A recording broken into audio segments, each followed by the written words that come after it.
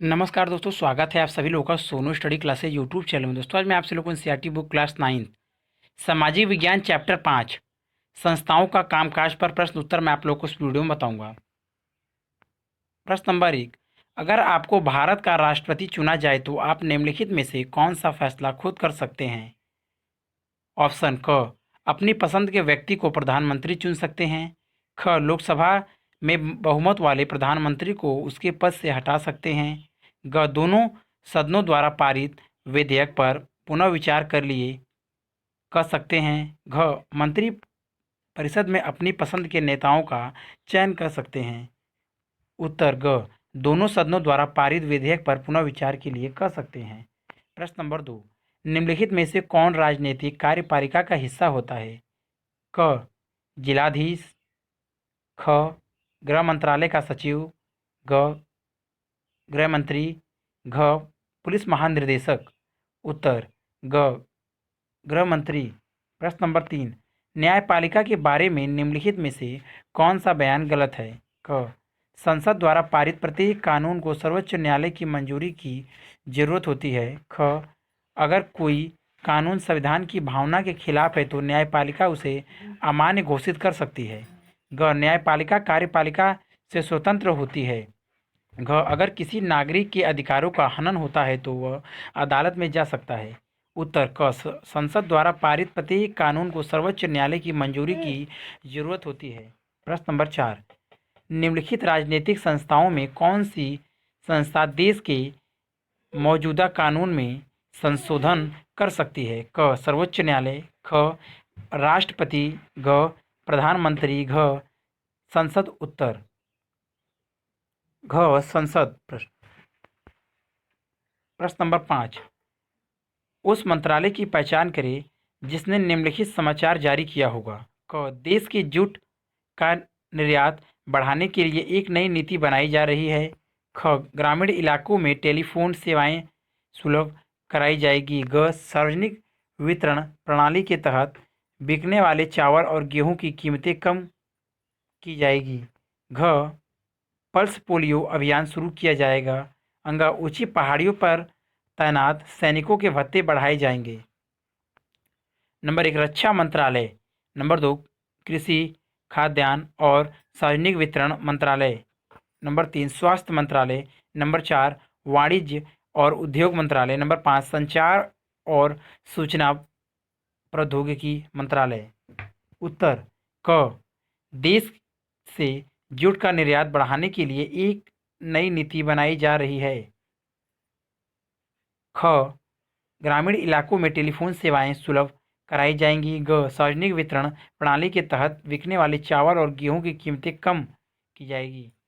Number 4, वाणिज्य और उद्योग मंत्रालय। नंबर 5, संचार और सूचना प्रौद्योगिकी मंत्रालय। नंबर 2, कृषि, खाद्यान्न और सार्वजनिक वितरण मंत्रालय। प्रश्न नंबर 6, देश की विधायिका, कार्यपालिका और न्यायपालिका में से उस राजनीतिक संस्था का नाम बताइए जो निम्नलिखित मामलों में अधिकारों का इस्तेमाल करती है। क, सड़क, सिंचाई जैसे बुनियादी ढांचों के विकास और नागरिकों की विभिन्न कल्याणकारी गतिविधियों पर कितना पैसा खर्च किया जाएगा। ख, स्टॉक एक्सचेंज की नियमित करने संबंधित कानून बनाने की कमेटी के सुझाव पर विचार विमर्श करती है। ग, दो राज्य सरकारों के बीच कानूनी विवाद पर निर्णय लेती है। घ, भूकंप पीड़ितों की राहत के प्रयासों के बारे में सूचना मांगती है। उत्तर क, लोकसभा, वित्त मंत्रालय। ख, संसद। ग, सर्वोच्च न्यायालय। घ, कार्यपालिका। प्रश्न नंबर 7, भारत का प्रधानमंत्री सीधे जनता द्वारा क्यों नहीं चुना जाता? निम्नलिखित 4 जवाबों में से सही को चुनकर अपनी पसंद के पक्ष में कारण दीजिए। क, संसदीय लोकतंत्र में लोकसभा में बहुमत वाली पार्टी का नेता ही प्रधानमंत्री बन सकता है। ख, लोकसभा प्रधानमंत्री और मंत्रिपरिषद का कार्यकाल पूरा होने से पहले ही उन्हें हटा सकती है। ग, चूंकि प्रधानमंत्री को राष्ट्रपति नियुक्त करता है लिहाजा उसे जनता द्वारा चुने जाने की जरूरत नहीं है। घ, प्रधानमंत्री के सीधे चुनाव में बहुत ज़्यादा खर्च आएगा। सर्वथा उपयुक्त उत्तर क है। ऐसा यह सुनिश्चित करने के लिए किया जाता है कि प्रधानमंत्री को बहुमत प्राप्त हो या उसे पुतली या तानाशाह बनने से रोकता है क्योंकि उसे मंत्रिपरिषद के साथ काम करना पड़ता है। प्रश्न नंबर 8, तीन दोस्त एक ऐसी फिल्म देखने गए जिसमें हीरो एक दिन के लिए मुख्यमंत्री बनता है और राज्य में बहुत से बदलाव लाता है। इमरान ने कहा कि देश को इसी चीज़ की ज़रूरत है। रिजवान ने कहा कि इस तरह का बिना संस्थाओं वाला व्यक्ति का राज खतरनाक है। शंकर ने कहा कि यह तो एक कल्पना है, कोई भी मुख्यमंत्री एक दिन में कुछ भी नहीं कर सकता। ऐसी फिल्मों के बारे में आपकी क्या राय है? उत्तर, ऐसी फिल्म अभद्र व्यवहार तथा अलोकतांत्रिक है। किसी योजना को कार्यान्वित करने के लिए सत्ताधारी लोगों को अनुमोदन आवश्यक होता है। मुख्यमंत्री की नियुक्ति निष्पक्ष चुनाव प्रक्रिया के उपरांत की जाती है। साथ ही सुधारों के लिए अत्यधिक योजना बनाने की जरूरत होती है। मैं भी शंकर से सहमत हूँ। राज्य में बदलाव लाने के लिए केवल एक दिन काफ़ी नहीं होता। प्रश्न नंबर 9, एक शिक्षिका छात्रों की संसद में आयोजन की तैयारी कर रही थी। उसने दो छात्रों को अलग अलग पार्टियों के नेताओं की भूमिका करने को कहा।